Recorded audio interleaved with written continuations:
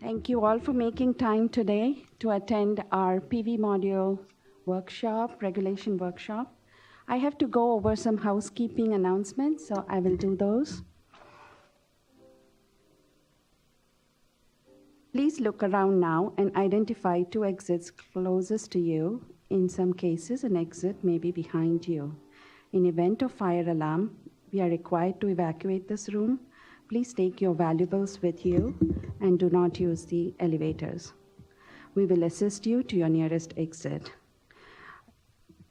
Evacuees will exit down the stairway and possible to the relocation site across the street. If you cannot use the stairs, please wait in a protective vestibule.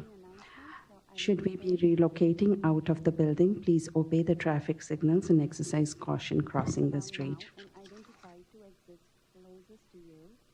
The drinking fountain and the restrooms are located out of the doors at the back of the room. Go to the left and then pass the green sculpture hanging from the ceiling. The restrooms are located there on the right. Food services are available in the building on first floor. Take the stairs to the first floor at the bottom of the stairway to your right. The cafe is located across the lobby from the security desk. We encourage recycling efforts in this building, so please look for green and tan containers. Thank you. With that, I would like to request our Division Chief, Rick Brausch, to welcome you all and open this meeting. Thank you.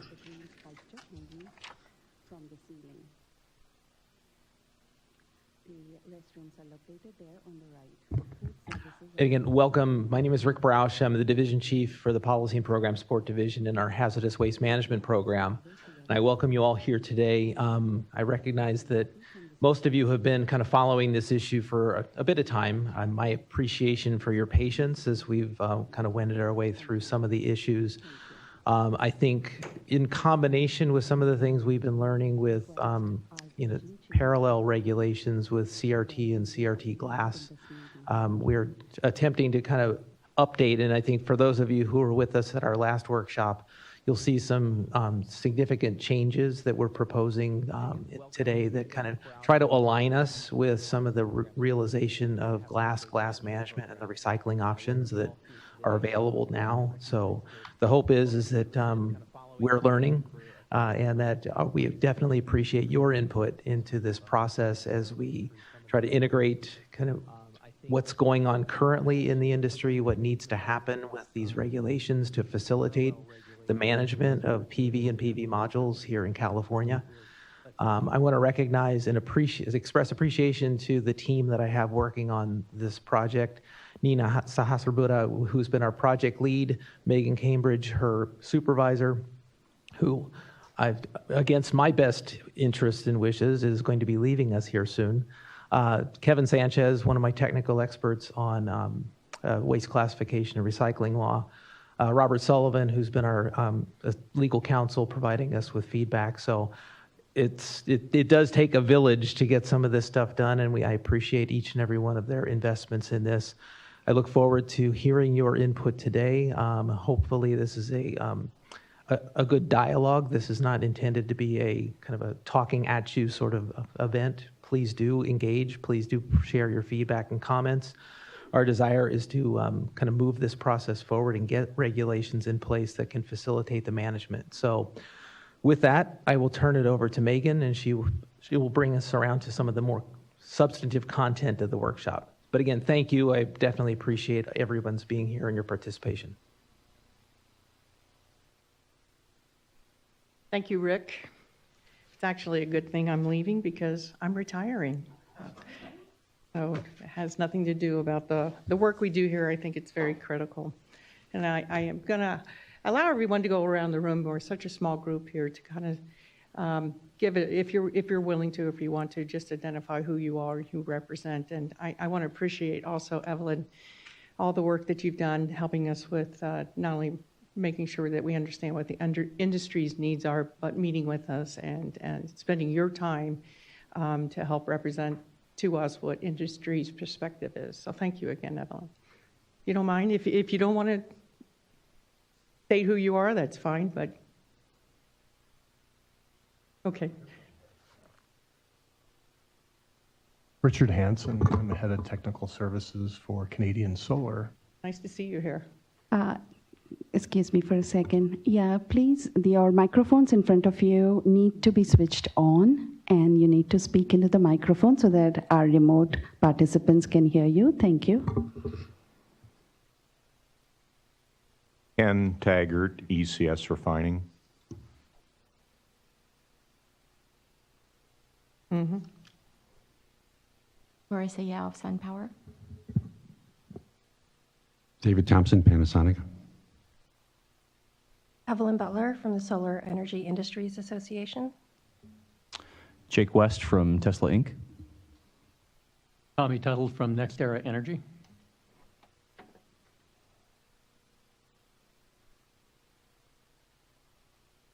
Yeah. We've got some microphones working. Sure. Linda Hahn at DTSC. Jason Smith, CalRecycle. Shirley Wild-Wagner, CalRecycle. Kevin Sanchez, DTSC. David Astes, Southern California Edison. Dennis Kazarian, DTSC, CalRecycle, and E-Recycling of California. Maureen Crane, E-Recycling. Kelly Sequest, Sacramento County Waste Management and Recycling. Yeah. Mary Pitto, Rural Counties. Robert Sullivan, DTSC. Ryan Von Buena, Terraform Power. Okay. I want to invite everyone, no, I'm going to encourage, no, I'm going to ask everyone, please move to the table so that we can have a workshop where you can interact with us. I appreciate you wanting to be in the back rows here, but this will facilitate a much more better dialogue for us also. I appreciate everyone moving. I know you were really comfortable. David, thank you so much for moving. I was trying to sneak out the back early, that's why. Do we have anyone on the phone who's able to speak? No. Okay, all right. So thank you all. And now that we take a minute here, and I want to thank you all for those who are on the webcast today for joining us. Okay. Get the slide up. And so first slide, please. Today's agenda. We're going to review the PV module law, and in doing so, I'm going to give a quick overview from what I've learned from industry, what a PV is. Our new draft proposed regulations. As you may recall, we had regulations proposed a year ago, received some very valuable feedback. So we've gone in and taken consideration of those comments, and we're able to revise the PV module regulations, and that's what we're going to be discussing today. Then when we conclude our PowerPoint presentation, we'd like to, this is why I've had everybody move, thank you. We'll just begin an open dialogue about what works for the industry, what makes sense, and what makes sense for the regulators and those who have to regulate this community. So it's going to be an open dialogue where we can learn from each other. And then we'll quickly provide a schedule. I think actually the schedule comes before the dialogue as far as the discussion points, and we'll talk about what we think the proposed rulemaking schedule will be. All right. All right, next slide, please. So what is a PV module? This is just basically a review. The way that my understanding is that it starts with the solar cell, which is the building block, and that's made of semiconductor materials. Then the semiconductors actually are below this anti-reflective surface, and it absorbs the photons of sunlight. The cells form the PV module. The PV modules form the panel, and the panel form the array. In a very, very basic understanding there. And then if we look a little bit closer, my understanding as well is that the solar panel itself is made up of a frame. The frame is usually metal, and there's two pieces of glass and a encapsulate, and then below that is the solar cell, another encapsulate, and the back sheet, referred to as the grilled cheese sandwich, correct? That's a very basic understanding. If we need to go into details about this, about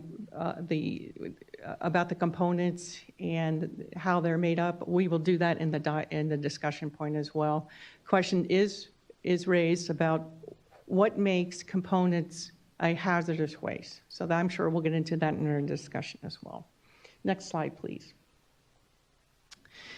So DTSC proposed back in 2013-14, that time period, to have PV modules as a regulation under universal waste. We were sadly informed by OAL that we didn't have the specific authority. And so it required us to go to the legislature, and we were able to get a bill passed, SB 489, Monning, which became effective January 1st, 2016. It gives us the specific authority to allow waste PV modules that meet the characterization of characteristics of a hazardous waste to be managed as universal waste, and that's why we're here today. Next slide, please. Is this where I turn over to you, Nina? Okay, so Nina's going to go into the details of what we are proposing to do. Okay. Megan.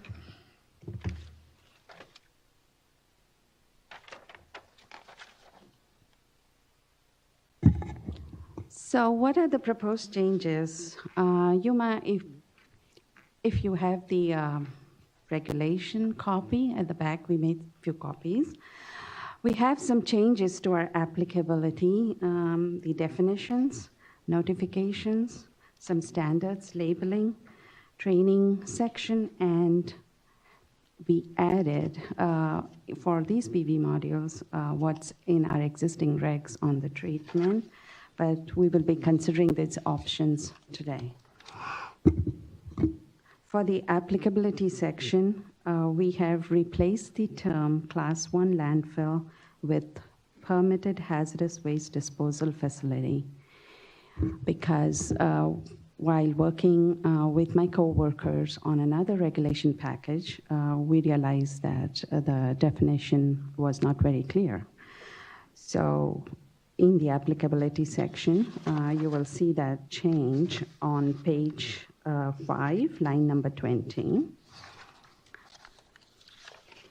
So the rest of the things remain the same for PV modules, which is obviously when is it applicable, that PV modules that are defined as in our definition, they are the modules that are discarded and will show the characteristic of hazardous waste that exhibits the characteristic of toxicity as specified in our regulation, specifically section 66261.24.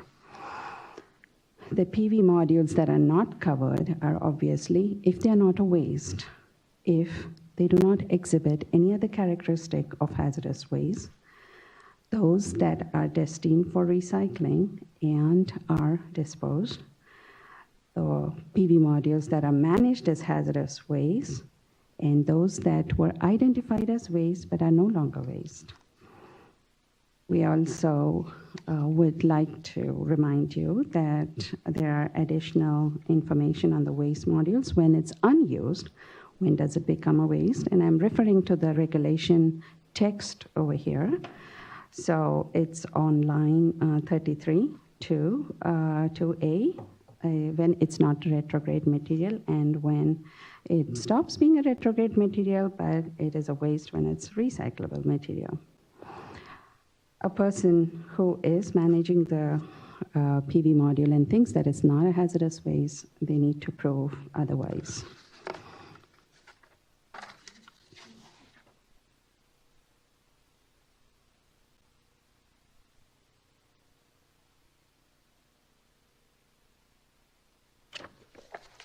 So we will wait till I just want to remind you that the webcast, the remote people are going to see a 30-second delay.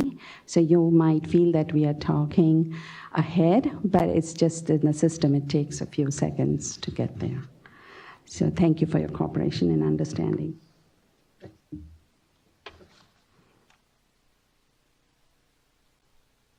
We covered this slide. I think I'll repeat again since the slide is up for a remote participants, that we replace the Class 1 landfill with permitted hazardous waste disposal facility. It's on line number 20, page number 5. Next slide, please.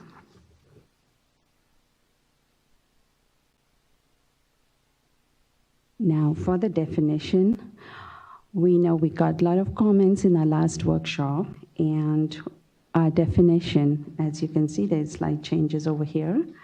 We have defined a photovoltaic module is the one that's a hazardous waste, and the module exhibits the characteristic of toxicity as specified in Article 3 of Chapter 11 of this 4.5 division of our hazardous waste regulations.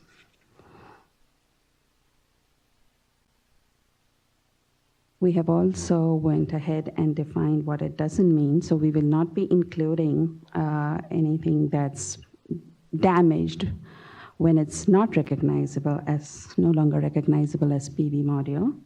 And we also do not have solar-powered devices such as calculators. Or an additional one would be the front yard lamps that we see. Next slide, please. We also have deleted the intact PV modules to broaden the definition of our PV modules. Next slide, please. I'm going a bit fast, I'm sorry, but I'll try to slow down. So this is what it means. It doesn't mean physically damaged, fractured, beyond recognized, and the solar-powered devices. Next slide. Moving on to our section of notifications. We have updated some subsections for this one.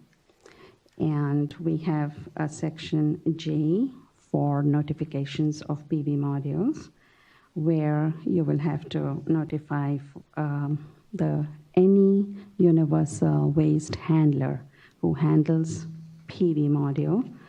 Well, make sure that they notify the department, and they need to provide the usual list as it is in our regulations: the name, the ID number, the telephone number. I'm referring to the regulation text, mailing address and the physical address, and name, telephone number of the person who is managing the waste in a facility. We have also added model numbers. If you can provide the model numbers for the PV modules, that is an addition. And if there are any changes, you need to provide those within 30 days of the change. We have also provided an option of subsection H to notify DTSC via email, and you can use this PV module at dtsc.ca.gov. I want to remind all the participants here, this is a discussion, and we are considering, we will be adding or deleting things after a discussion. So I'm discussing these preliminary draft for our regulations here. Next slide, please. Oh, it's already mentioned. Okay, I went fast again. My apologies. Next slide. Okay.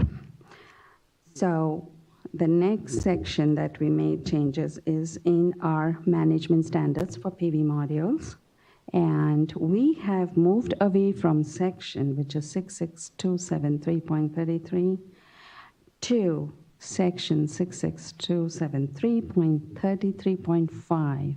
I want to remind again here that we are trying to keep consistency with our electronic devices. So you will see in these draft regulations, most of the similarities in our sections are to the electronic devices. hence this move. Next slide, please. So for what are the requirements for PV modules would remain the same as for electronic devices, and a universal waste handler, UWH for PV module, should comply with requirements that are existing in our regulations. They are prohibited from disposing the universal waste. They need to notify the department, manage the universal waste appropriately. Label the accumulation limit are still the same, 1 year from the time they start accumulating. Personal training and respond to releases immediately. Off-site shipments and the tracking. Next slide, please. We have also added the Article 7 here. So we want to make sure that the authorization requirements for universal waste handler handling the PV modules still is as in existing regulations, meaning that they need to manage and containerize it, and if they are going to treat, then they need to follow Article 7. If the universal waste handler is handling an intact PV module and it's in their custody all the entire time, then they are exempt from Article 7. But everything that is in the existing regulations applies to PV module. Next slide. The next section is on labeling and marking. In our previous draft of last year, we had a subsection which was not applicable to PV modules. The only change in this is we have removed that because it does not apply to PV module. So only the sections H and I, which ask you to label wherever there's PV modules as PV modules, universal waste PV modules, those will be in these new draft regulations. Slide, please. Personnel training. We want to make sure that the draft remains the same, but we made only a slight change there. And we want to let you know that the slight change is in where we give the examples. So we have the word such as, the hazards that may be present in PV modules, such as cadmium, lead, and selenium in PV modules.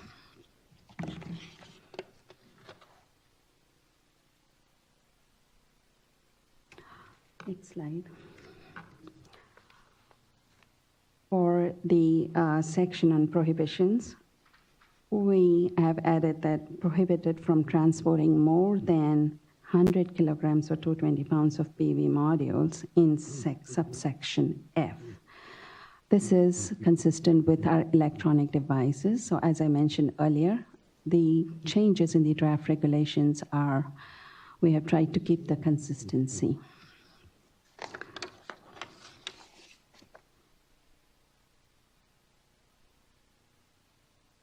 For the next slide, please. Thank you.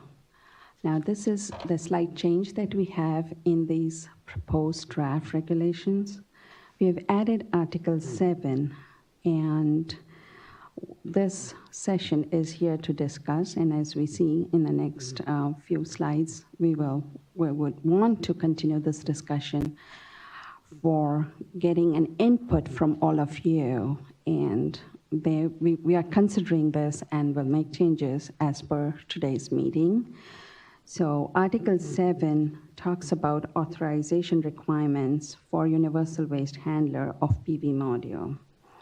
We are going to make it applicable to PV modules, we may, and after today's discussion, we are still considering after getting an input on some of the processes that you have been applying or may be applying, we will consider adding dismantling PV modules and will specify it in detail based on today's discussion in the section 66273.72. Same applies for treating of PV modules as is in our existing regulations under subsection 66273.73. Next slide. So going into details of it, we have a subsection F, and again, I repeat, based on today's discussion, and we are considering this, we would be adding the subsection F, which once we know what the dismantling and manual segregation of the components are, and will make it compliant with the notification and record-keeping requirements of Article 7, which also prohibits any person managing and prevent any releases. Right. For the authorization for treatment activities, as we all know that PV module, those handlers who are going to treat PV module will be the generator of hazardous waste, except if it exhibits hazardous waste criteria, except if it's scrap metal exclusion, and so they would comply with notification and record keeping. Slide. As it is in existing regulations, Article 7, other Article 7 requirements are applicable to PV modules. Obviously, the closure plan and financial requirements, closure of universal waste treatment facilities, and also the inspection, including verification through sampling.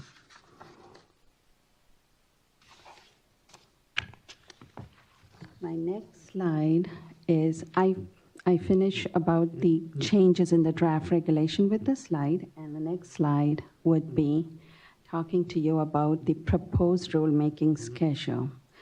So based on today's discussion and based on the changes that we do, we hope to have a tentative schedule that you see on the screen.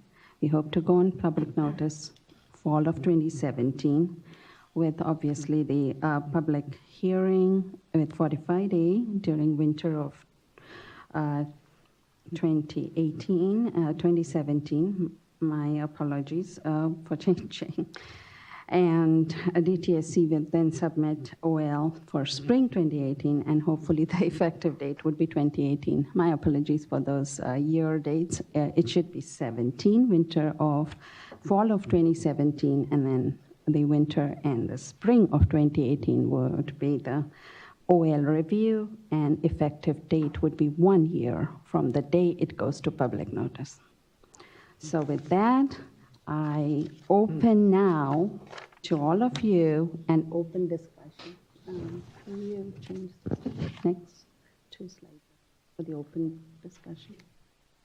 Thank you. And I would invite everyone's participation, your thoughts, and your feedback.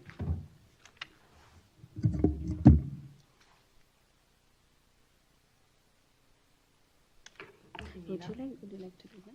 Thank you. So here's Megan back.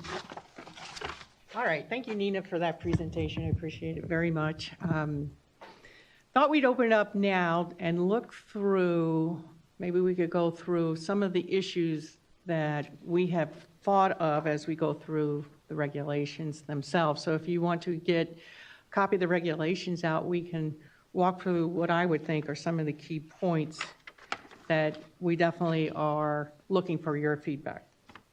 Dennis, I just got one from you sitting next door to me, so thank you for that. I think we want to start with the definitions, if we want to go back to the definitions. And like Nina said, we received a lot of good input. So can we go up to the definition slide? Thank you. I thought maybe we'd walk through issues there. So we heard you very clearly on the word intact. Before we had, it had to be an intact solar panel, PV module. Now we recognize that if they're going to be treating them, so we have handlers and then handlers that treat, it gives an opportunity for it to be passed through as through the universal waste. So unless there was dialogue about that, we did change the language there. Like the way I consider it broadens the definition was a good point. So next slide. I thought maybe we'd spend some time on this.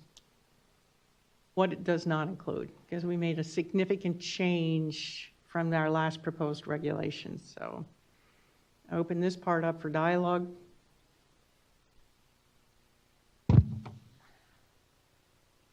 Yes, this Thank you. Tommy Tuttle with Next. Hi, Tom. Tommy. Can you explain what is your concern with essentially shattered PV modules? Because from an operational standpoint, oftentimes that's what our waste is, and the material is still, especially with certain modules that we have right now, it's still recyclable, even though it's broken. You wouldn't recognize the pieces as a module the way it's defined here. So if you don't mind, I would really appreciate a fuller description of what you see out in the field. Okay. And help us to understand what you're dealing with. If you don't mind I taking a can do minute that. to do that. I can Thank you. actually even provide you some photos if that will help.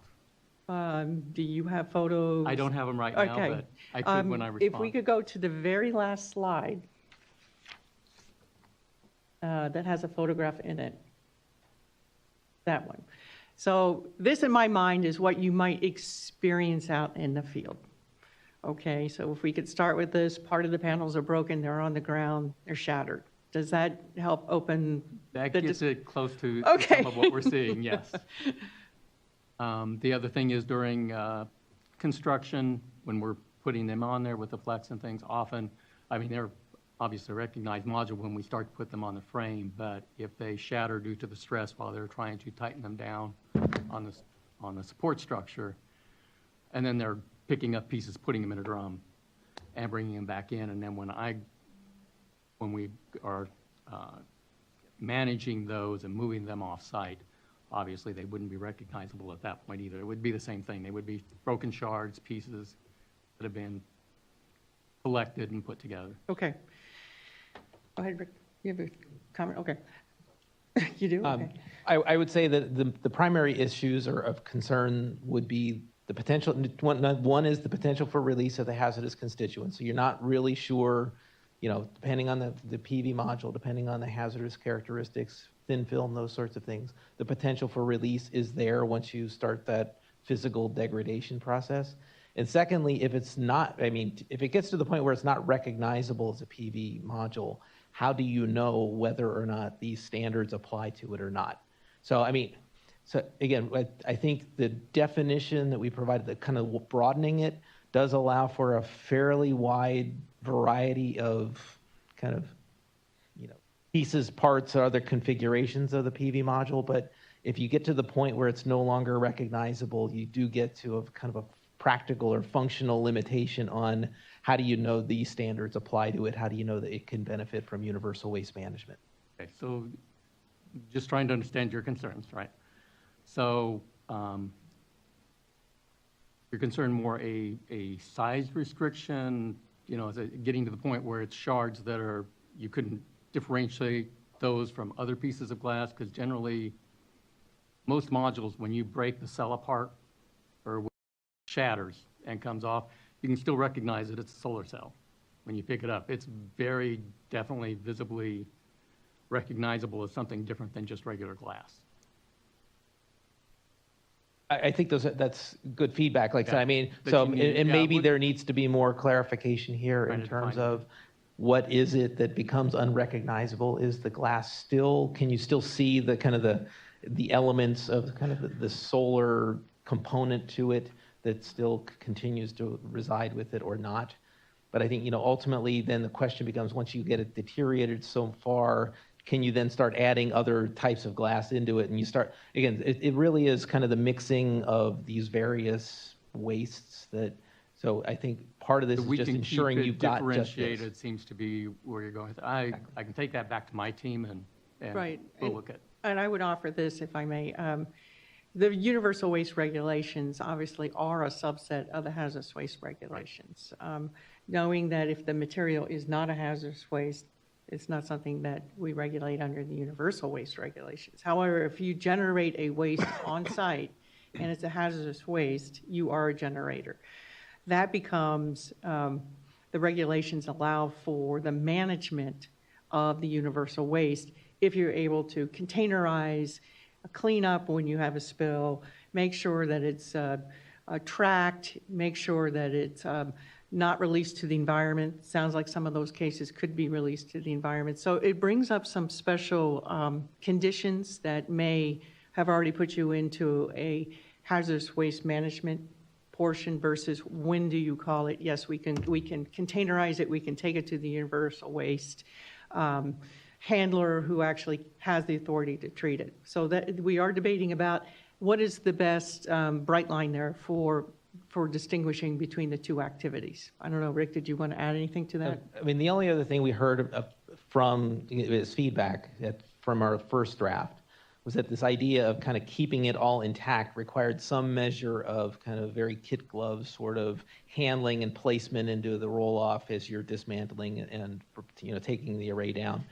That kind of all the way to the other extreme, which is you got guys up on the roof and they're just throwing it at the dumpster, trying to hit it. No, sometimes you hit, sometimes you miss. So I mean, we're trying to kind of create a balance here between, and as you might imagine, if you've got that sort of target practice with a PV from the roof, you do have an increased likelihood of release of materials. And so where is our balance point here? What sort of management that kind of portrays the hazards and risks associated, allows you and allows us to understand that it is PV that's being managed. But at the other part of the extreme, it's like, how do we facilitate management in practical ways? So where is that balance point for us? And so I think, again, as you look at this, as you're kind of contemplating it, your feedback on that is extremely valuable. And I don't mean to put you on the spot, but if we could briefly bring in ECS on how is it that someone is able to receive materials that are so broken that how do you actually process something like that? So it's on the other end you were speaking of.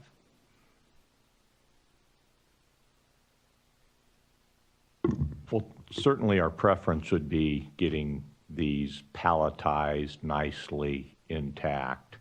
But, we realize that that's not always, don't always get what you want. But, roll-off bins, we'd prefer not to get it in that because it requires manual handling. And so if they have been broken in the chucking or throwing target practice process, it'd be nicer, things that are broken or not fully intact that could be palletized. It'd be nice to get them in Gaylord boxes or, something of that nature, because then, tipping mechanisms that we use in the process would be more useful. So Appreciate that. Yes. Yes, very much. Okay. If I could just make a comment. Please do. Yeah. Hi, this is Marissa from SunPower. Just had a question about the potential releases. So, for monocrystalline silicon panels, there is an encapsulant. So the metals that we're talking about are almost always in the cell, be it copper, tin, silver, what have you. But it is encapsulated between two layers of encapsulant, backsheet, and the glass. So even with broken modules, the likelihood, those metals aren't friable. They're not likely to be airborne. So just wanted to maybe add that the potential for release is, very low because it is physically encapsulated between layers of material. And I guess I would only point out that if it's so fractured and deteriorated so that you can't recognize it, I'm not sure how much of that sandwiching or pancaking of the material in that encapsulant, how effective that remains. So again, we're just trying to think of it in terms of what is the reasonable kind of reasonably likely scenario where we could in fact start seeing releases or escape of the materials from there. So again, we're trying to strike that balance between practical management requirements, some of the receiving facilities, some of the ability to be able to recognize and identify these so that any subsequent handlers, any regulatory personnel could actually understand what rules apply. So it's all of those combined. So hazard is one component, but it's not the sole component. Answer your question, Marissa? Okay. Yeah.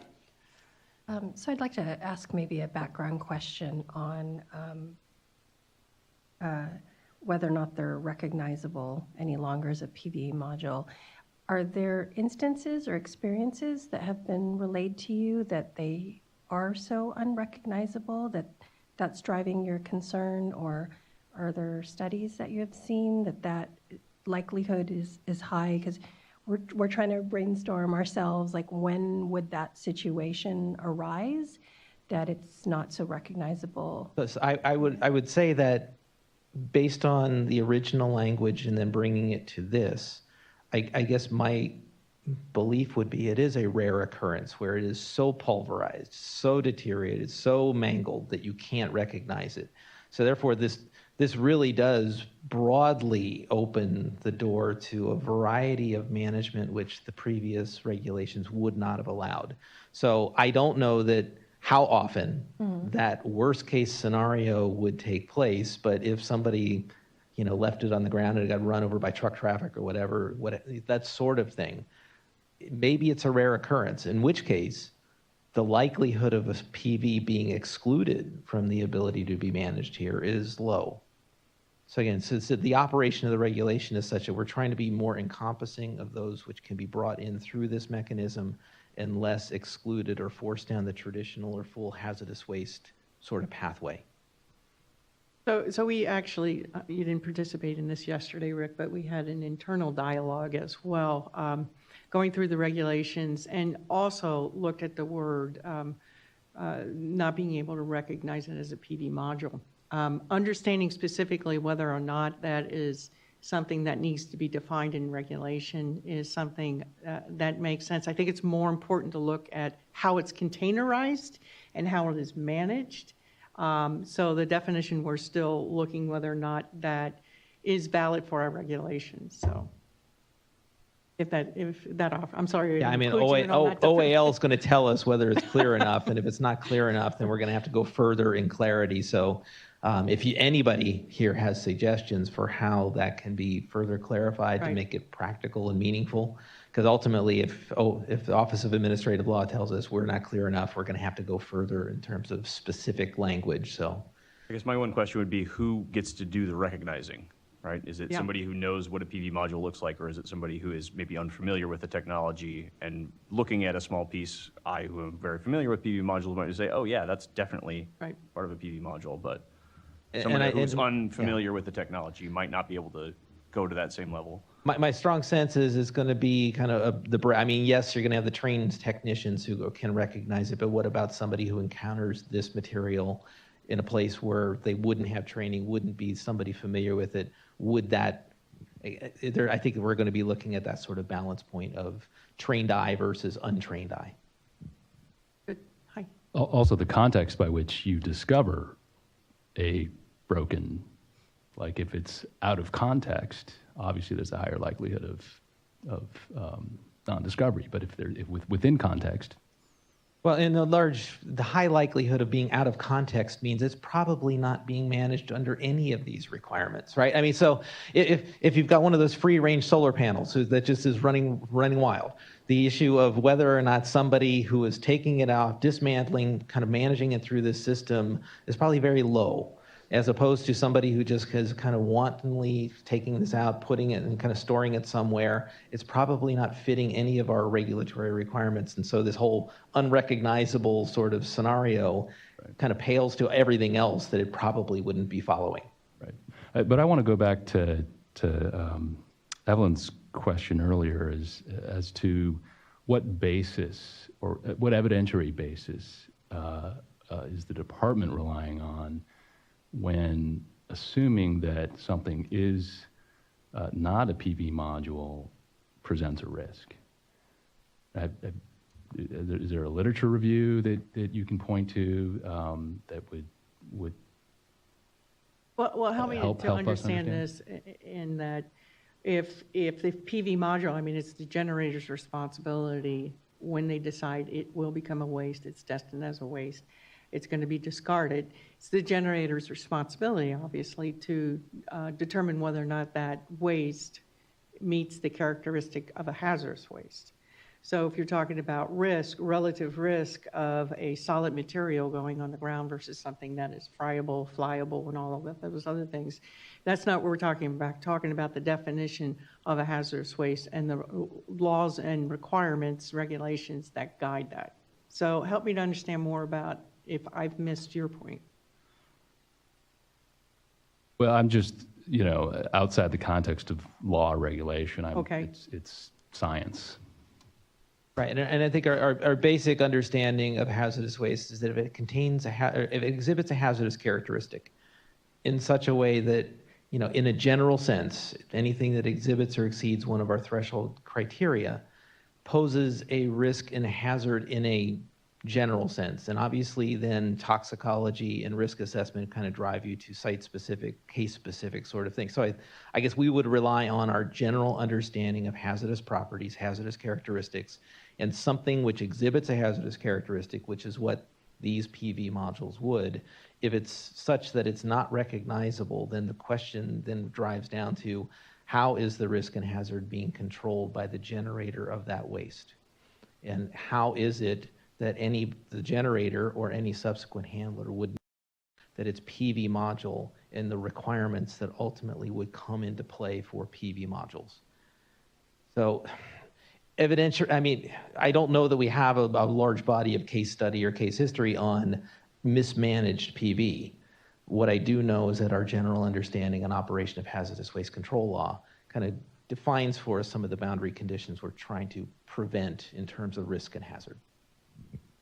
Okay, appreciate it. Just want to understand the basis for which you're operating. Okay.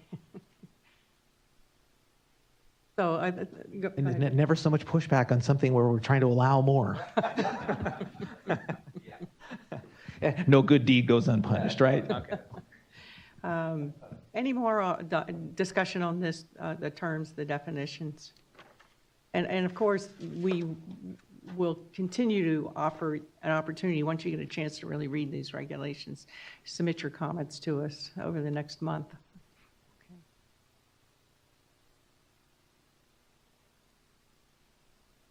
Take a look at the next section. Notifications. So this is something that we did want to talk about. What is the appropriate level of notification?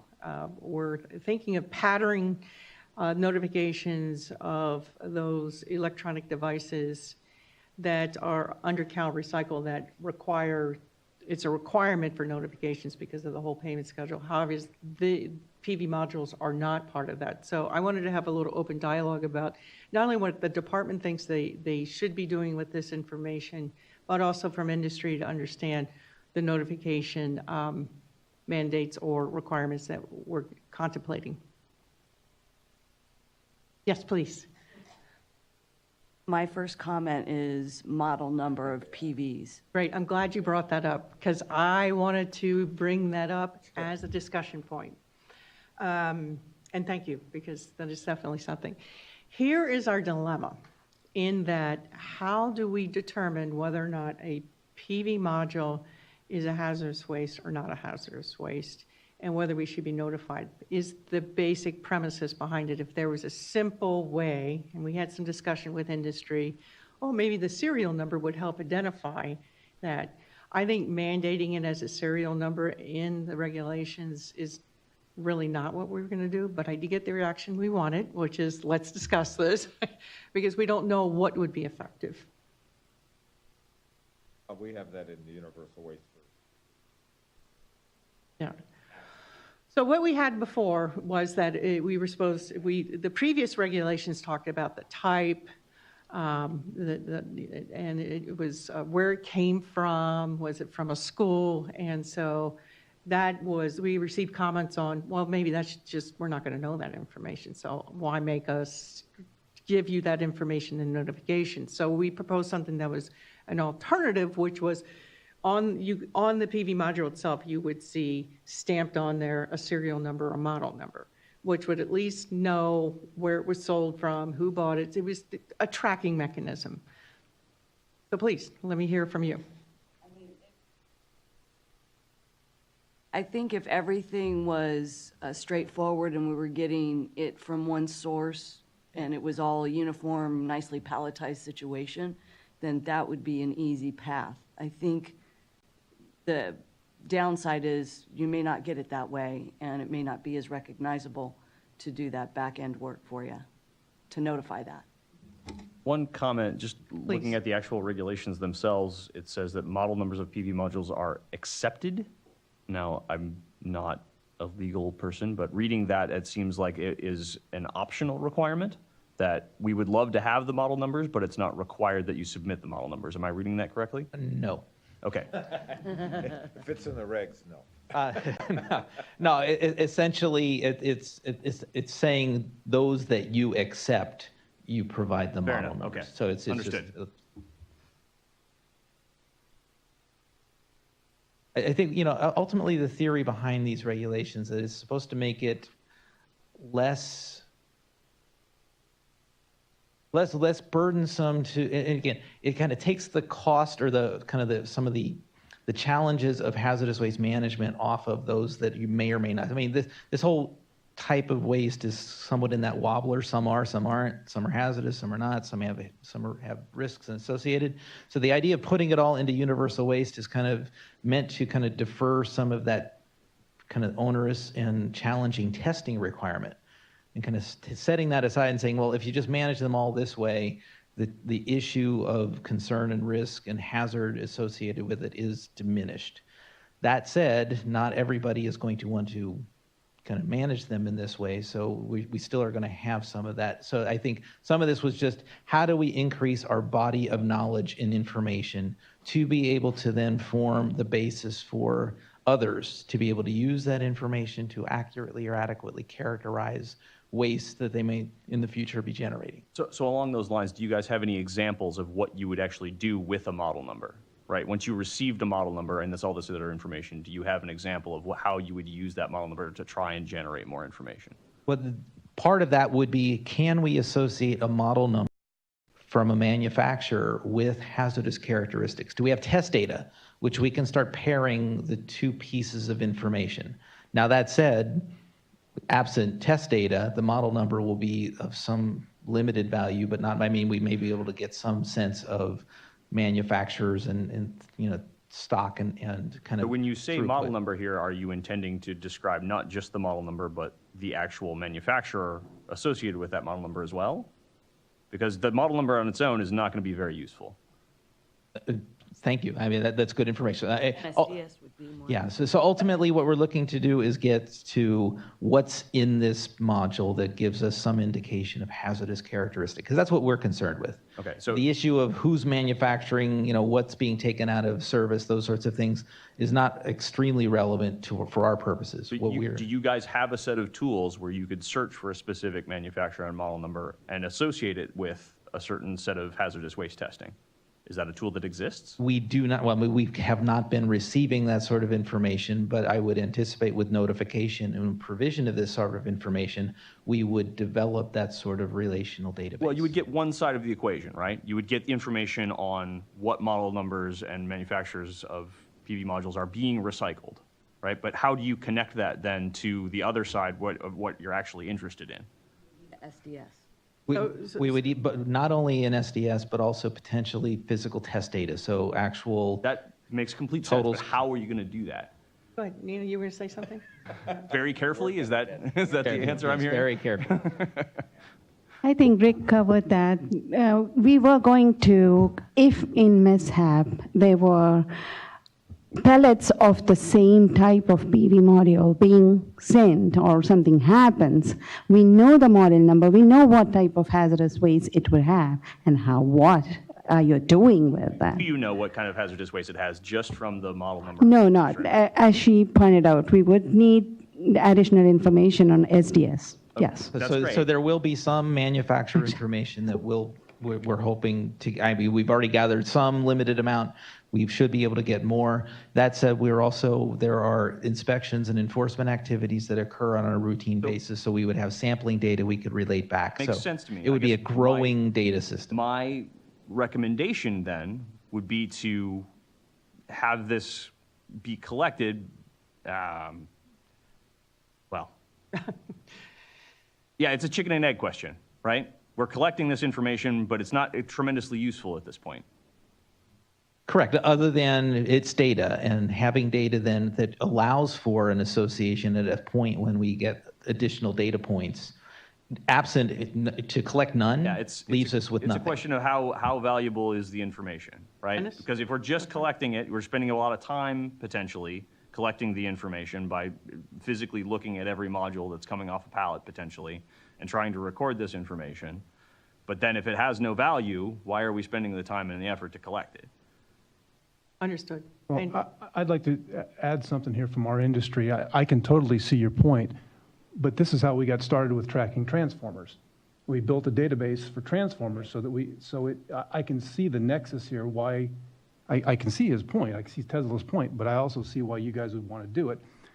The database isn't going to magically appear. You have to build a database to be able to make that association, so.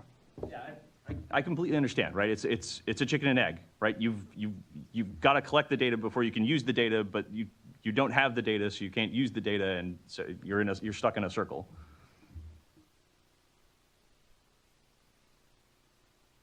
Turn your mic on. Yeah, Dennis. Oh. What I'm concerned with is, like past experiences we have, we continually collect the same data over and over. And so I would hope the goal here is that when you collect this data, should there be data available, whether we do testing on some of this material ourselves and say, here's what's in it, and when it goes here after the testing and you've looked at it and said, this is hazardous, this isn't hazardous, or whatever you want to say with it, if somebody else comes up with that same product, that same model, or whatever it is, they can go somewhere and look and say, I'm okay here, okay? Correct. For those familiar with our hazardous waste characters, our generator requirements for hazardous waste, a generator can use either testing or knowledge. And knowledge can come from any form of knowledge about the waste characteristics, and this body of knowledge from like PV modules, for instance, could be used and applied towards future characterizations of future waste. I guess my only concern is that that effort, while it seems worthwhile, would take a concentrated amount of effort on DTSC's part or somebody else's part to try and correlate all that data. And I'm concerned that we would be collecting a bunch of data, and then the work behind the scenes to actually correlate it into a useful database might not get done. They don't have any. And you're bringing up... Not anybody's fault, obviously. No, you're bringing up the very point that I raised when we were looking at these. It's like notification. I weary just kind of think, oh my God, just another database, another data system. So again, we're looking at the trade-offs. What is that balance point of value of information versus cost of information? And is there a balance that we can strike that gives us sufficient information to understand who's working on this, what sort of wastes are being generated, and then doesn't tip the balance towards it's just taking so much effort and energy just to keep tracking that which we started. And I can tell you from experience that here at DTSC, anything you start never ends. It continues and perpetuates. So, we can create a data system and it just keeps churning away, not for any ill will, it's just because in terms of governments and bureaucracies, things that start just don't have an inertia. Yes. Evelyn, you've been trying to raise your hand here for a few minutes. So I just want to maybe ask us to reconsider also the word accepted in that phrase, because I think there's a potential for it to drive behavior that's unintended, meaning the recycler may say, if I can't get the model number or the manufacturer, I'm not going to accept it. So that may drive less people to be incentivized or encouraged to recycle that waste if they don't have the information. And I think from our perspective, the goal is to recycle as much as possible, if not everything. Okay. And so I think there might be that unintended consequence that they may say, oh, there's no label, there's no way for me to find who made it or the model number to be able to just give you that information. So I'm just not going to accept those products at all. And I think that's a slippery slope. Yeah, and that would point back to the broken pieces thing, right? Because if you have to have this model information, but you're allowed to accept broken pieces, obviously those two things are in contradiction.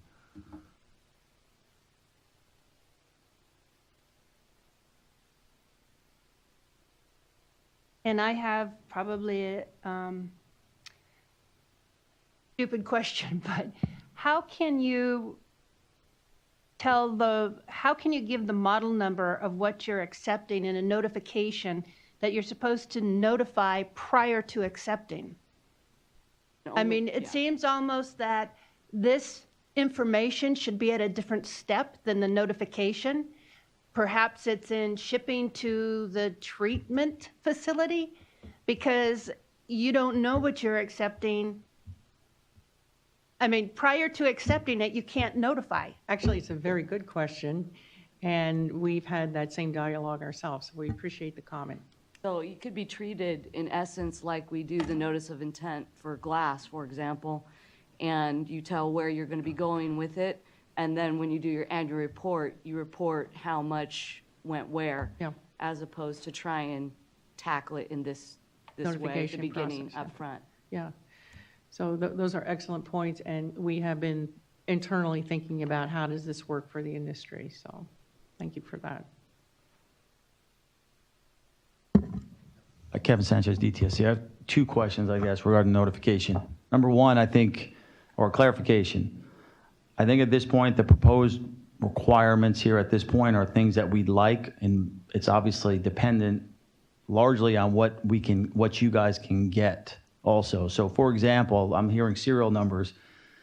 What does that even look like if that was a requirement in regards to you guys doing? From a practical standpoint, if you go out to a job, how many serial numbers are on a full panel of solar panels, and how many numbers, and is that even something you guys can get? In my mind, it doesn't seem possible. If it's not possible, then, as far as I know, we can't require it. So I think that's my first question, number one. Number two, and this is more to the industry people, I think number two is the notification that jumps out at me is I see universal waste handler has to notify. I don't know if there's a connection between those removing the panels from the homes, businesses, and the facilities that would be accepting them, or if they're two different entities. And that would also create this instance where there's two handlers in my mind. And who would notify, who wouldn't, and things like that. I think at this point, some of these practical parts haven't been sort of vetted yet, because we're not 100%, or at least I'm not 100% clear in regards to how that process works. So for example, who is removing the panels and who is essentially accumulating, accepting them on site, and potentially treating them, I think might be two different entities. I'm not sure. So I think at this point, what I'm looking for maybe is if someone could clarify that part, and then I think we can sort of look at, and I think give you guys we can go back and take that information and sort of vet through this stuff better and sort of eliminate those things that are not possible or deal with those instances based on how it's happening. I think the reality is going to be three people in the chain of custody. Okay. You'll have the contractors / de-installers. Then they'll move to a central collection warehouse who will collect quantities of them, and then that warehouse will move it on to a recycler. So it does bring up the point of this whole notification thing. All three of those people are going to have to notify, and I assume you really want the recycler at the very end doing an annual report of how many pounds they did, how many modules they did, and make, model, and serial numbers, it sounds like. But yeah, to me, I mean, if that's the process, does everybody agree with that process for the most part, or you guys? I just want to, let's not talk about serial numbers at all, please. Yeah. For the love of God. Model numbers, like, in theory, may be doable. Serial numbers, no. Okay. No. Each individual framed part is going to have its own individual identification number, and that's not practical in any means, and would have very little additional value, I would think. So because we could be getting hundreds of serial numbers for one panel. Yeah. No. But I think Taggart is correct. I mean, there are three. So far, that's what we've seen, that there are at least three separate entities. But I also believe that the residential part of this equation, where a resident gets rid of their solar panels and somebody is a demolition crew or whatever doing a remodel, and it gets thrown into a solid waste bin, and the solid waste industry is having to deal with it as well. And by that time, it's broken, and you're managing a cleanup situation as opposed to a nice palette of models and makes. So, I mean, I would look back to the solar industry and ask, you know what's been sold in to California for the most part? Maybe the manufacturers can help us with that part of the equation as far as the toxicity is concerned, and then we can work it a different direction. Great point. Nina, you had a comment or two that came online? We did get a couple of questions online, and the first question is from Ellery Sanders. How are these PV modules stored? Are they stored in bulk storage, warehouse, high piles in storage? So that I would direct it to people who are handling right now. So that goes back to the central collections that you were speaking of. Anyone want to offer their observations or knowledge on how it's stored? I would say not only as it gets generated by the contractor, but the central collection as well.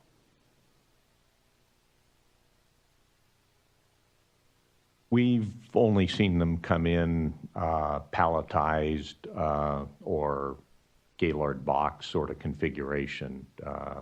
We haven't seen them in roll-off container configurations.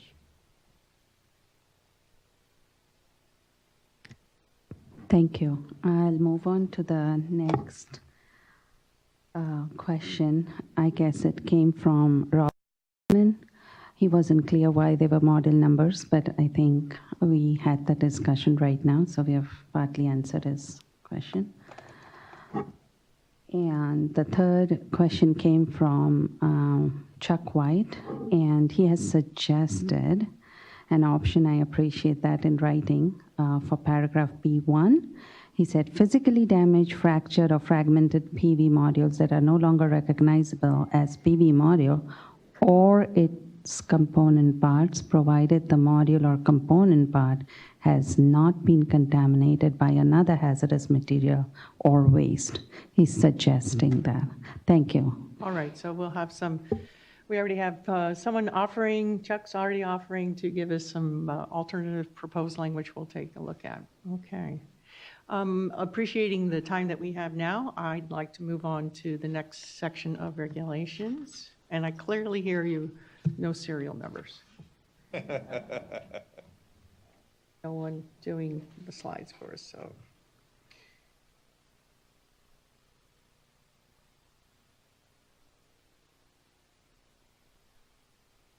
The next section I see, unless someone has something before that, prior to, oh yes, please, Dave.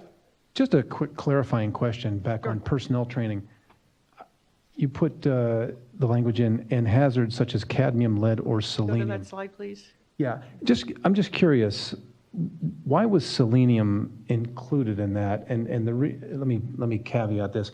I'm a geochemist, not a toxicologist, but I know there's selenium in the Centrum tablet I took this morning. There is, as we've had many discussions at the CPHWR, there is no safe level of lead or cadmium for intake. So why would you lump selenium in there with that?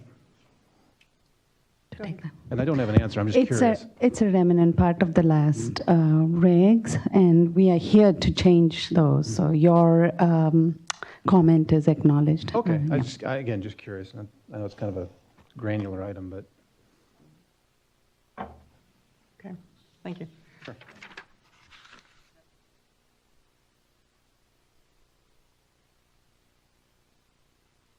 That's what I was looking up. Okay, well, he's looking at that. We're going to. Oh, yeah, I don't deny that there's a threshold. I'm just saying it's also a trace nutrient and antioxidant, and neither cadmium nor lead is. Yeah, that's a zinc falls into that as well. Yeah, exactly right. But I mean, it's just what it is. I mean, we have, if it's a constituent that we regulate, it's got a threshold.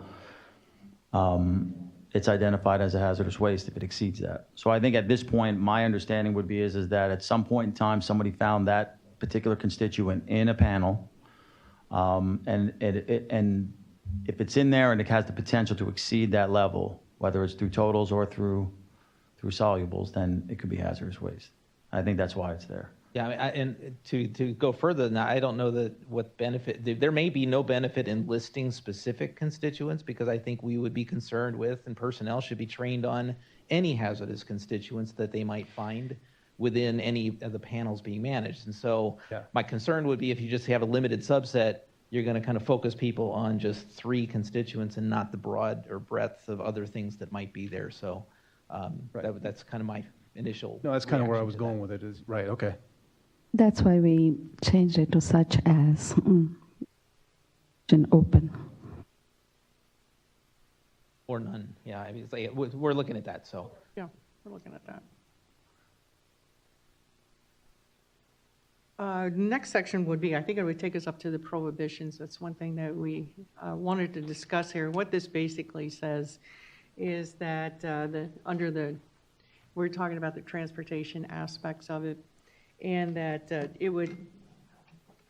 comment we had received is 1,000 kilograms to 220 pounds, which actually comes from an EPA threshold in relationship to the small quantity generator issue. So this is kind of some legacy language that is transferred into our regulations. The idea being that everything would need to be containerized, which is part of a management standard that you would want in transportation. There are no specific requirements in transportation. You want to speak to that a little bit there, Kevin, as we talked about yesterday?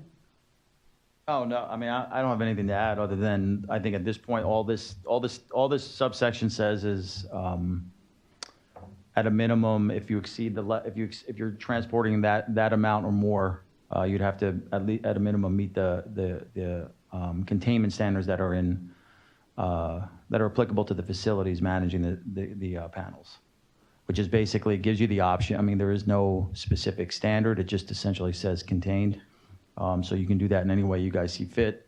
And that would include stacking them or whatever, as long as they didn't bang around and somebody opened it up and shards of glass and bits and pieces were broken or whatever in the back of that truck or however you were transporting it. So, but practically speaking, what elimination or removal of this quantity threshold does is means that any PV panel being transported must be contained, as opposed to if you had a small quantity, less than 100 kilograms or 220 pounds, you did not have the container requirements associated with it. So essentially, while on one hand it seems like taking the threshold away kind of made it better, I'm not sure that, again, your feedback on just the practicality of containerizing, a single panel for purposes of transport makes sense or not.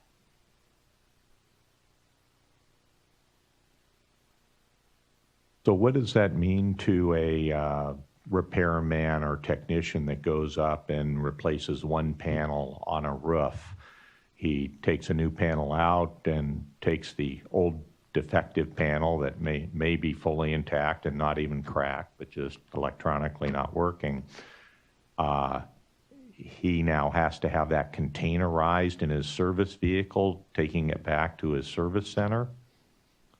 And I think about that, we have been looking at that because of the ability for something that size, shape, that for even transportation purposes, they're probably going to want to put that in a way that PV panel doesn't break. So it will be containerized in some degree or another, whether it's in a slat that they put it in to hold it from getting broken. That's the whole concept behind that. So, It doesn't have to be containerized per se, as meaning that it doesn't have to be put into a container. It just has to be contained, so that and that means essentially preventing breakage, spillage, any sort of like release. So you wouldn't want it clanking around. So if it fit into his truck and it slid in there and it wasn't sliding around, and it was in place, that could be contained. It's very flexible regarding how you do that. But basically, they just don't want them throwing it in the back of the truck and it sort of being able to slide around and smash into the side of the truck and break up while it's in there. So this is more restrictive than the CRT regulations because you can carry 5 CRT Right. devices in the back of your pickup truck without any this sort of. one, though, but if you're below the limit, then it doesn't, then you can just essentially, you wouldn't have to insure that. But our So if proposed you are language, below the Kevin- 100, if you're below 100 kilograms. Our proposal is removing the limit. So I think that's the concern that I'm seeing. Oh, so that No, we're language not doesn't exist? removing it. We've gone back, you have old Oh, slides, okay, my sorry. bad. Sure, sir. So basically, what that's saying is I guess the question is if somebody does service a panel and just removes it and has to go back to a station, would that panel typically, generally be less than 220 pounds? I'm assuming it would be. So in those instances, they wouldn't be subject to the containerize or containing the panel during transport. Can So I you have interrupt here? very I need some information. Could I get a general idea of how much a single panel weighs? What are its dimensions, weight? Some information would be helpful. I think on average, Really depends. roughly. It's really going to depend on the type of panel you're talking about. Are you talking about aluminum frame panels or thin film panels that are used more often on rooftop installations? Your aluminum frame panels may range somewhere between 30 and 50 pounds, depending on manufacturer. Thin film panels, I don't have that number off the top of my head. Okay. Evelyn?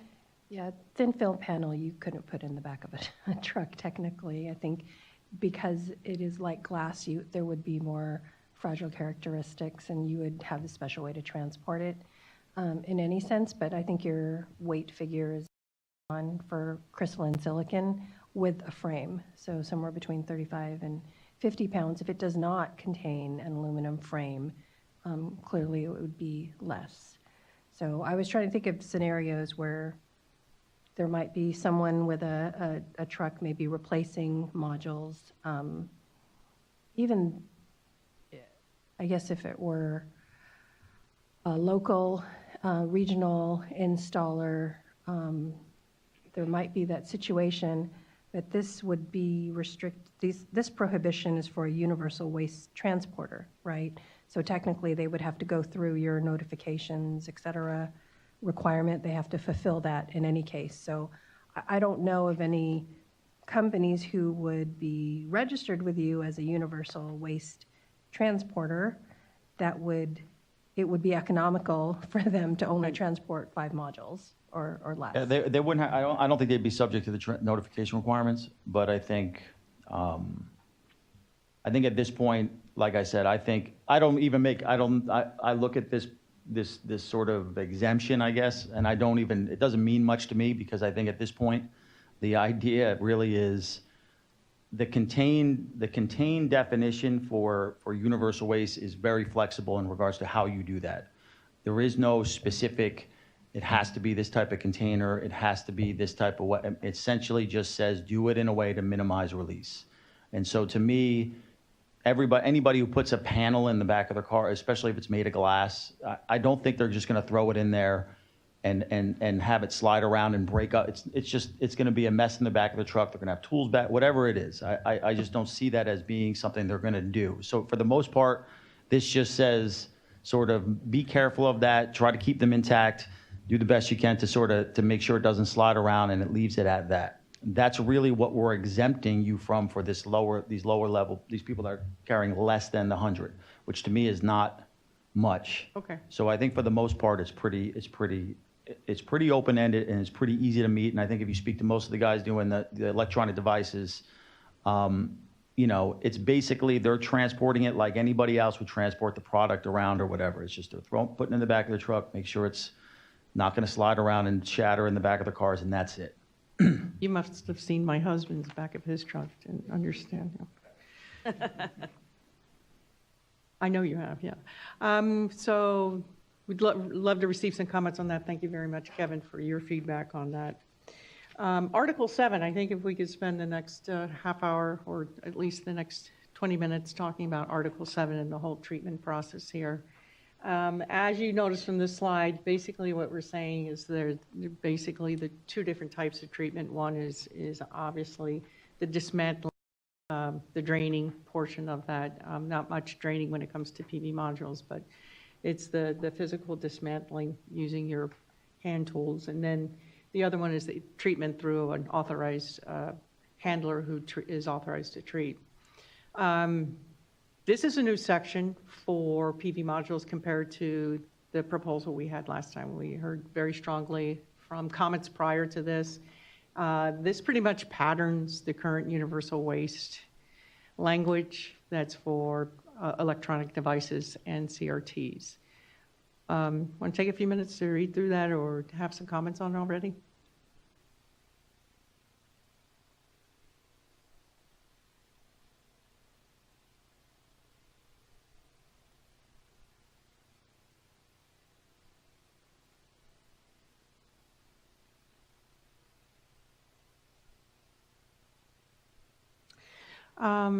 Maybe if I could go to the next slide, Nina, as some of you are reading through this. I wanted to look at the manual segregation portion of this. One of the things that we received and we're conscious of is that this dismantling may need to occur, should occur, based upon industry's needs and desires dealing with something this large. In a field type environment out in the field.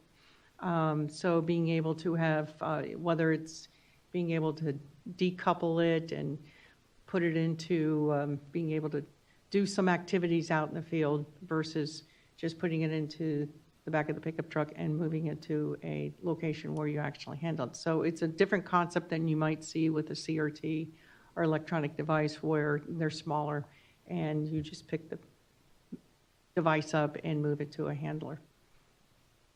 So, thoughts on that? Have some examples of the kinds of things that you're talking about would be dismantled in the field? So I would say it's anything where you don't essentially crush it, grind it, shred it, but you are essentially just using like a screwdriver and let's say removing that panel from the metal framing or clipping a couple wires to get it off if there are wires connecting it. Okay, so clipping off wires from junction boxes would be one thing in theory that somebody would do in the field. Okay. Is that right. what you guys? I think what we're example? Yeah. So I think what we were looking at and the questions we had for you guys is that would the activities that are occurring at the site to remove the actual panel from the roof and sort of put it into the roll-off bin or whatever, would those activities constitute what we consider dismantling? And if that's the case, how often does that just happen pretty much all the time at the site? In theory, I suppose that there are a limited number of things that you could do. In general, I would suppose, although I don't have a lot of data on this, that you would be taking as whole pieces of PV module as you can, conglomerating them, and then taking them to an actual recycler, rather than trying to strip off components in the field. Okay. Yeah, we don't do much dismantling in the field unless absolutely needed to. There's much better to handle whole modules instead of partial modules, and anytime you're dismantling a panel in the field, you run the risk of cracking the glass, and now you've got a much bigger issue on hand rather than handling the whole panel. Okay, that's actually how we see it, but we were sensitive to the fact that there may be some circumstances out in the field that we weren't aware of. Yeah, Dennis.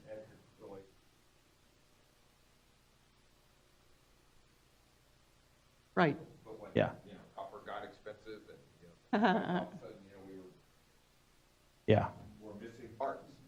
Well, That's yeah, a totally different issue. I think what would be helpful to us is that if we could get a list, like if you do a lot of that work or other entities, a list of the activities that you typically do at the site, because there are things that you may not look at as, well, this is considered treatment under hazardous waste control laws where we might. And so what we don't want to do is, unintentionally omit those activities and not allow them if they're going to be beneficial and helpful regarding you guys at least removing and containerizing them and sending them off to a recycler. So it would be helpful to us to get a list of those activities, if you guys have them, so that we can review them and determine whether we need to put them into our requirements as sort of an allowable activity.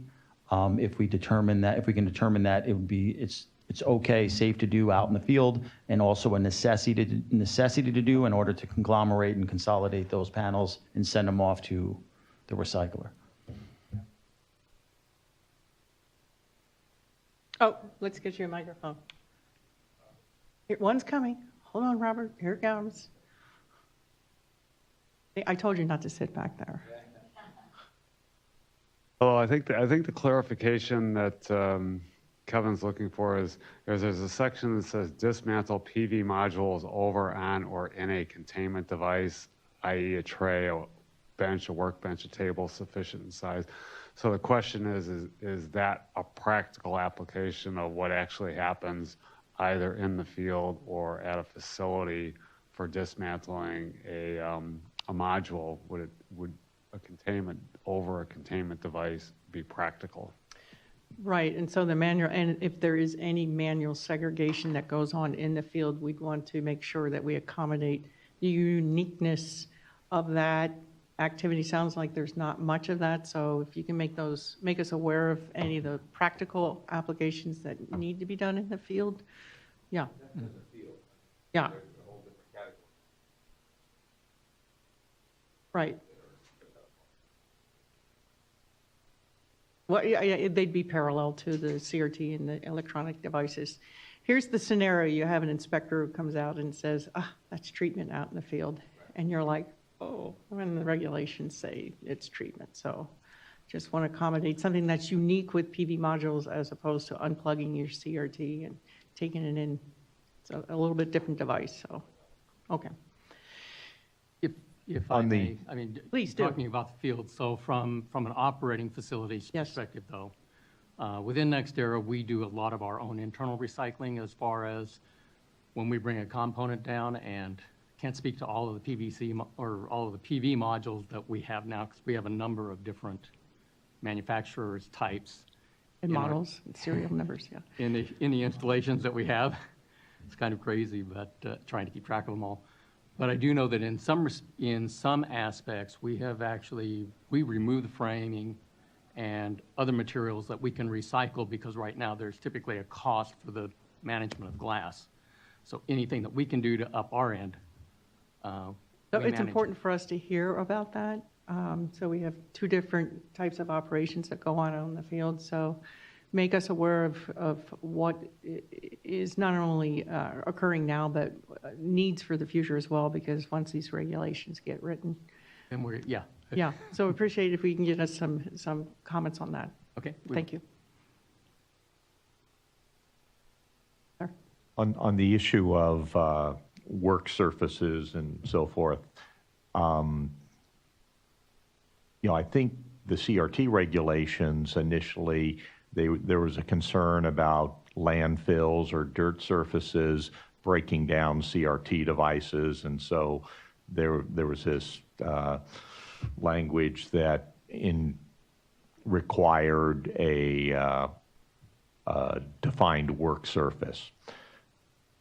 And we've been, I want to say harassed is probably too strong, but commented to by DTSC inspectors for having universal waste on a concrete warehouse floor and suggesting that it should be on a workbench. So when you're dismantling a rear projection television that's as tall as I am, it doesn't make any sense to throw that up on a workbench. You disassemble it on the concrete floor that's 6 inches thick and has rebar in it, and nothing's coming in contact with the earth.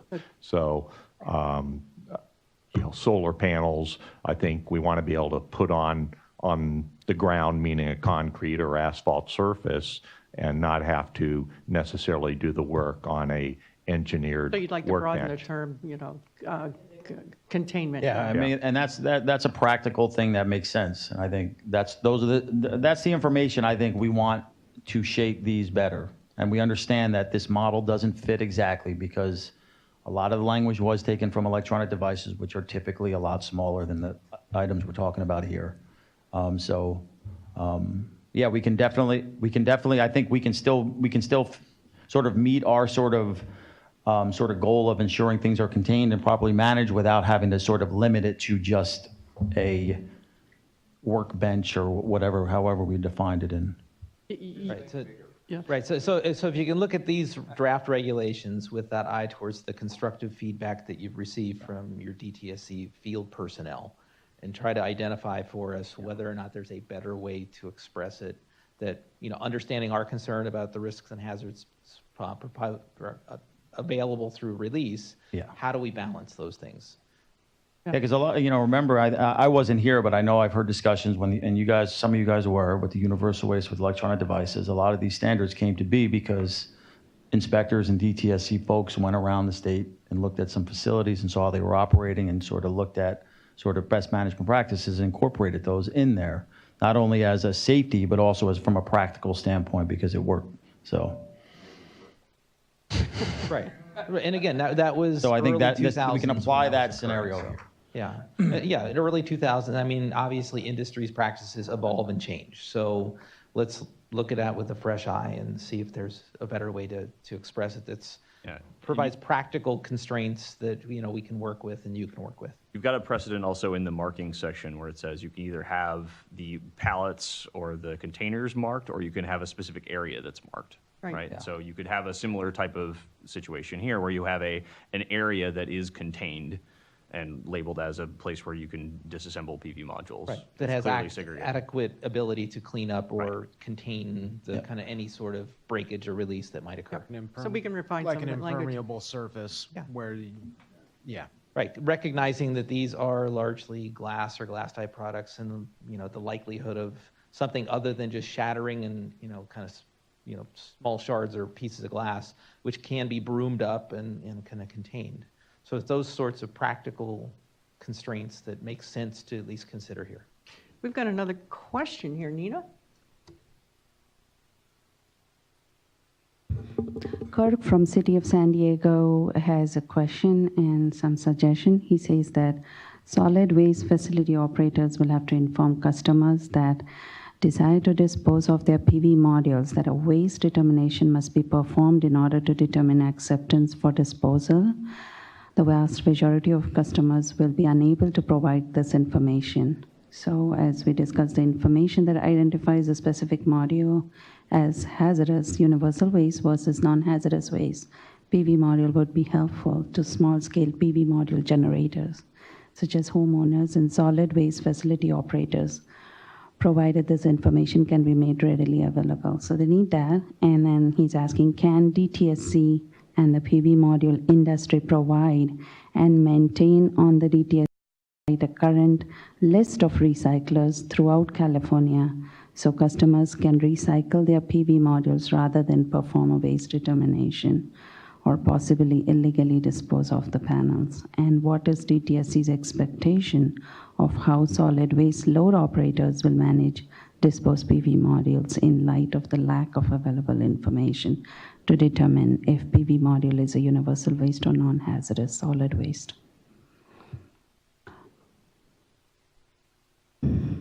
Well, I think essentially the idea behind this is to ease the management requirements so that this distinction between hazardous and non-hazardous becomes less critical. It's not that it's an insignificant element, but if the burden of regulatory requirements is universal waste, that's a lesser set of requirements than full. I would say that solid waste facility operators in their load check program, short of us having a body of data that we can be very explicit or understanding of all different forms of PV modules that have been marketed and installed in California, I mean, the next best option is to just assume it's hazardous, assume then universal waste, and then manage it. And I think obviously the list of universal waste handlers, recyclers being made available so that people can kind of move things to those instead of putting them in the trash and trying to vet them through the solid waste disposal facility load check program makes that would be a better option. I think I hit all the components of that very compound question. It was a very compound question, yeah.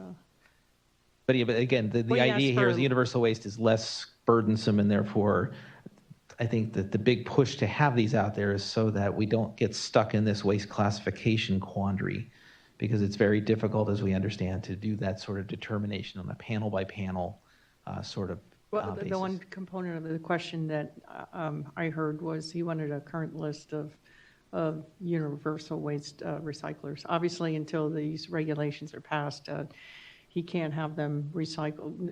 They can't be recycled yet, so we're just waiting for the regulations. But as far as a current list of universal waste handlers, treatment handlers, yeah. That is on our website, right? No? Yeah, I mean, right, it doesn't matter, right? There's nobody that Right now, there's But I'm no just- avenue for not these to be now, but managed. in the future, yeah. But, Okay. but it does raise kind of a more fundamental question. It kind of brings us back to this the applicability section, which is, what is the potential recycling market for PV? I mean, I don't want to get us stuck in another pigeonhole that we've kind of encountered with CRT glass, where, you know, we set this up with the idea that a recycling market, and there would be an opportunity to move this material through to recycling and future uses, when we somehow, some way find that disposal is our only option, and therefore we find ourselves stuck. So I guess really maybe this is another chicken and egg. We don't necessarily have, although maybe there is information from other states and management of this materials, but is there a recycling market? Do we foresee a recycling market? Are there risks and hazards associated which would limit or constrain or restrict recycling markets for this material, to the best of our knowledge? Yes. Okay. So the prohibition of the use of chemicals, water, and external heat, you know, we have that in the CRT regulations and universal waste regulations. And water, we'd love to be using water to do flotation separation for plastics. You can get, you know, different separations. The leaders in that industry, MBA Polymers, used hydrocyclones and so forth. So it seems crazy if you're trying to look for reuse or recycling to prevent us from using water. No water will go down the drain. You'll have to replenish the water because it'll evaporate and so forth. And so, you know, part of my comment here is for this legislation, but we really ought to look at the universal waste regulation so that we can utilize flotation separation. With these panels, let's say you shredded them and some of them have a plastic frame as compared to an aluminum frame. It'd be nice to be able to, you know, do a sink float and have the glass drop out and the plastic float off. So is there some reason that we don't want to be using chemicals or water to increase the recyclability of this? Kevin, you have a better feel for the history of when these were set up.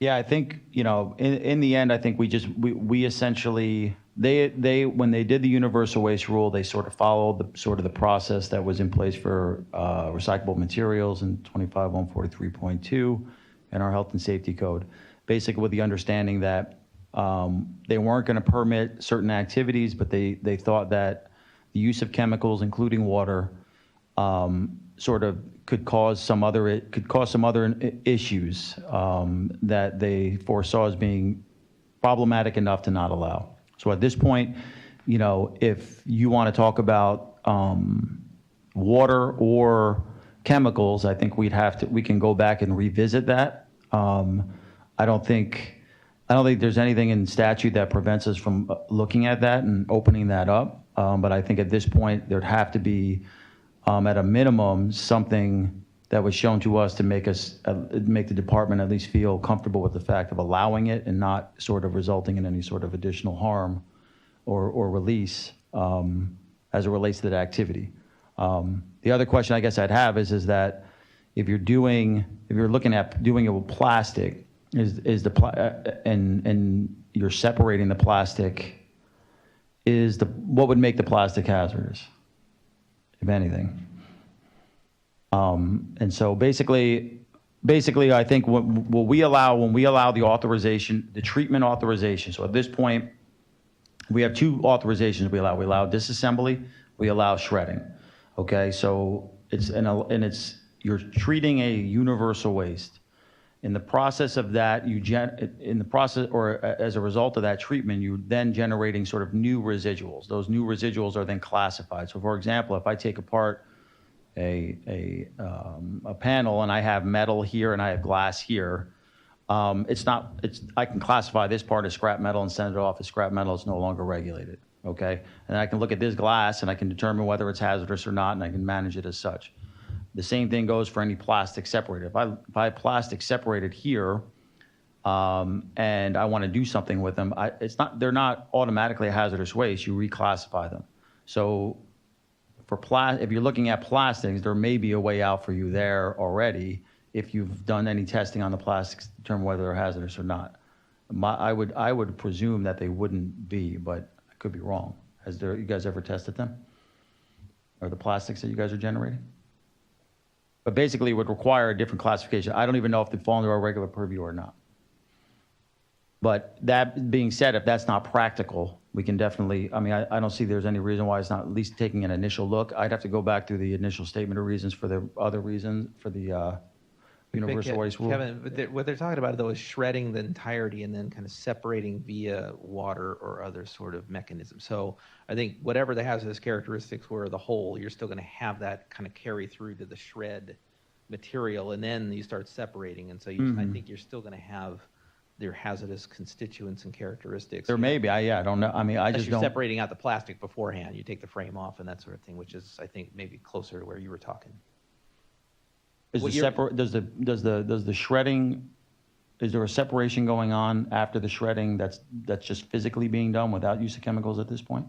Or is it just all shredded into one big pile? Are you referring to universal waste or electronics or solar panels? Well, let's say for solar panels right now, I know nobody's doing the shredding, but ultimately if we shred a panel, if you shred a panel, what's generated in the process and how's it managed, I guess? So are there multiple components generated, or is it just one heaping pile of shredded stuff? Well, initially you have a heaping pile, unless you apply some separation technologies to it. Okay. You can go through magnetic separation, you can go through eddy current separations, you can go through air separations, you can go through electrostatic precipitation and so forth. And the use of water is much better than the use of air. In other words, you now take this material and throw it around and try to get an air separation on it to get your lights from your heavies, and you have a personal hygiene issue and all kinds of bag house issues and so forth. You have more potential for emissions than you do with the flotation separation. Okay. So, maybe we should take this offline and talk about it. No, relative but your point to is, that. if you look at this in a comparative risk, you allow air, you don't allow water. What's the comparative risk, and is one better than the other or worse than the other? Yeah, with the water, it's contained in tanks, and you're gonna be replenishing it. And under best circumstances, yes, I fully agree.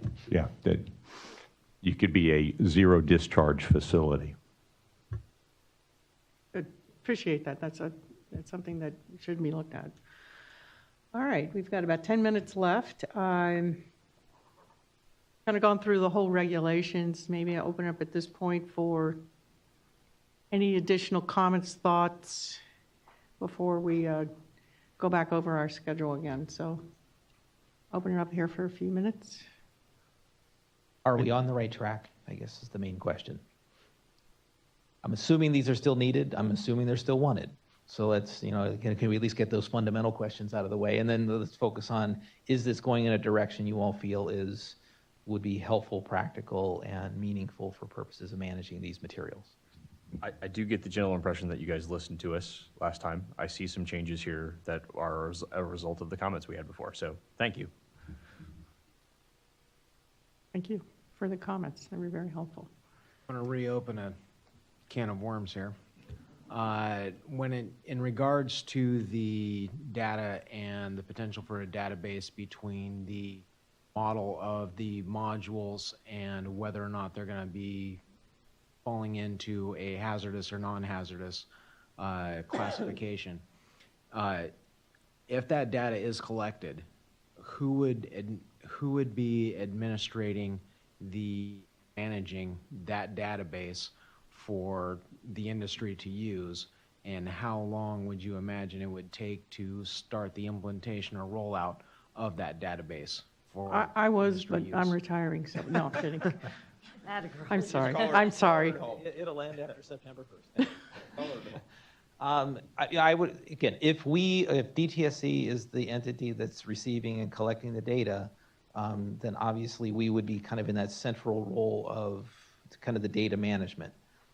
The question of whether any of that is identified as proprietary or confidential business information would then potentially put a kind of a shadow over this, and whether or not we could share it, assuming for a moment that all of this is and can be made readily available.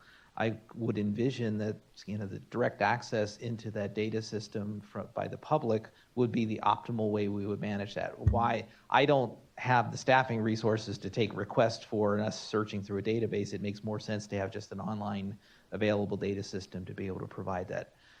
I'm going to loop this question back around, which is this data of interest to, value to, and needed by the recycling or the processing industry to know which ones are hazardous and not, so that you might be able to do some sorting to facilitate your processing on your end? Because ultimately, if you're treating it all as hazardous, but there's different hazards associated with different panels, you could ultimately be just kind of mushing everything together, cross-contaminating everything, and forcing yourself down a particular path of a mixed stream, which may have limitations on recycling or end markets, as opposed to a more refined or segregated, input, which allows you to then kind of focus like with like, hazard with hazard, and no cross-contamination. So all that to say, is it valuable to the industry? Do you want that information? And is that something that you would find useful and valuable for us to be able to maintain and make available? Sounds like homework. So don't necessarily need an answer right now, but again, that would be helpful for us to know, because ultimately nothing comes without cost. So I mean, if we're going to be managing data, it comes at a price. And I'm not saying that how that would be paid. Ultimately, though, it's a time, effort, energy sort of equation. Okay. And I have no desire to be amassing data just for the sake of amassing.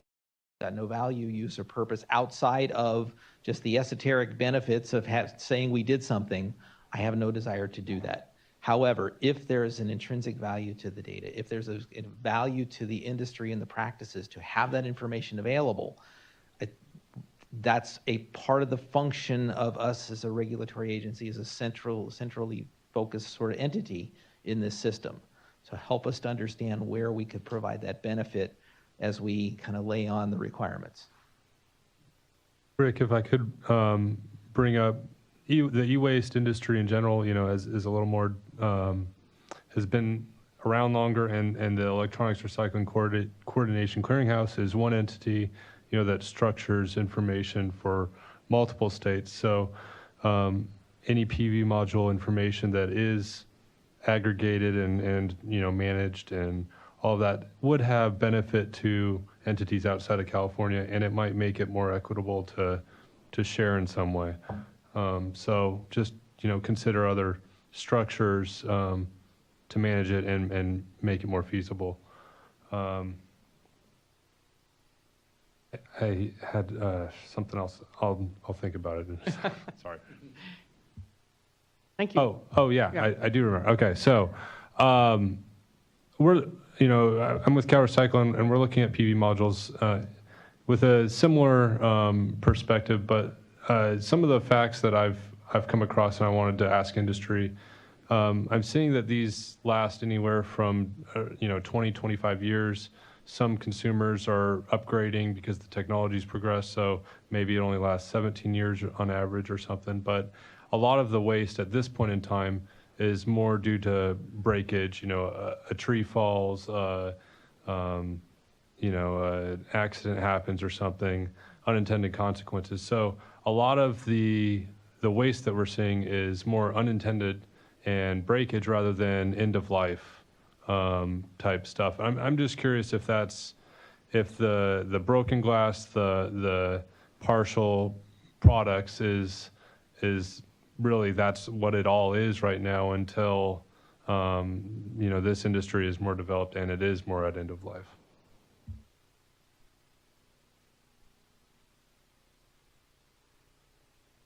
Okay. So, yeah. All right. You're seeing retirement of some of the first gen Right. solar systems. Right. Good. Well, we're just about out of time. Actually, we are out of time. And thank you so much. This has been very valuable to DTSC. Yes, Dennis, go ahead. Yeah, sure. I think the timeline's too long. Oh, I appreciate that, especially since some of those dates are wrong. They're 2018. Typically what happens once you have a proposed regulation that goes through the processing and through notification, at the time of notification, it's traditionally a year. Doesn't mean it has to be a year, especially since we are doing the pre-APA process. That allows us to hear whether or not our regulations are in fact close to what would be. We do have a 45-day comment period based upon the kind of feedback we get then and whether we need to go out and re-notify. So those are some of the circumstances that causes it to be 1 year. I think we hear you clearly that we want to get these regulations in place. So. Okay, so I think the one line you're probably reacting to is the year. So again, as Megan indicated, we have a year maximum in which to adopt. What this is really showing is more of a 6-month window, which is, I think, the timeline that we are effectively working towards. And barring any outcry or din or hue from the group here in terms of what we've seen proposed and how we might address some of those elements that we discussed today, if we're close, 6 months is a much more practical, doable timeline. Again, 1 year would be if we don't adopt within a year of the 45-day public notice, it dies and we start over. So we tend, that's the kind of the practical limitation on that piece of it.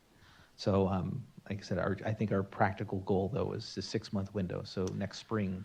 So you should see something later this fall in terms of a notice on this. All right. So yes. Yep. So just really quickly, so we, from industry perspective, definitely would like to see some pragmatic solutions presented, not just at the end of the legislative period, but actually today. Being able to recycle today is also very important to us. I think with the development of the regulations, there is a bit of a limbo period for us in which the current waste that we are seeing may be due to damage, climatic events, warranty returns, et cetera. Our current solutions have us dealing with it out of state at the moment, and so we would really like to be able to manage that within California, because we do recognize that there are a lot of eyes that are also watching as the regulations develop, not only, I think, other states within the United States, but also globally. I think you're seeing probably a lot of interest in what gets developed here, not only in terms of what gets put into the regulation, but the process by which the waste will be handled. So we recognize and acknowledge and encourage you to also recognize, acknowledge that our products are long life, they are durable. There are some similarities to other waste that you're regulating today, but we really urge you to let us continue to work with you on the technology, and that goes for not only DTSC, but also recyclers. I think our manufacturers,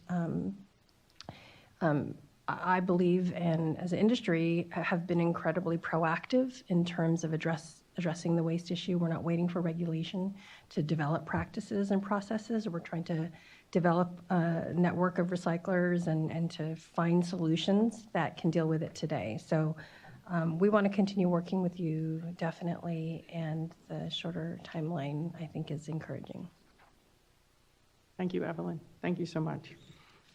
One thing I just wanted to bring everyone's attention to, I just received notice from the Contractor State License Board about I believe it's within the auspices of a solar task force, so a ad hoc, working group. But on the agenda for their September 6th meeting is solar system, quote, solar system disposal license classification discussion. Quote, will there be sufficient licensees to manage the increase in solar system disposal needs? I have no idea what this is about, nor the jurisdiction that they may have over disposal, but it just came across my desk, so I wanted to bring everyone's attention to it. Okay.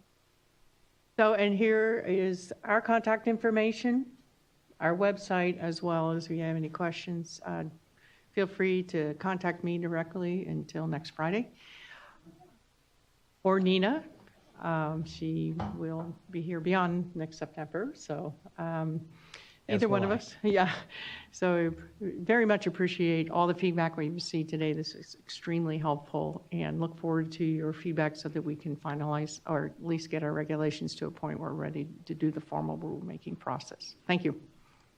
Oh, sorry, real quick, Megan. So your comment, receiving comments on the regulation, you're looking at 30 days from 30 today? days, but the sooner we get all of the comments and finalize the regulations, the sooner we can start the rulemaking process. Obviously, if you need more than that, we accommodate that for sure. 30 days is a nice target time.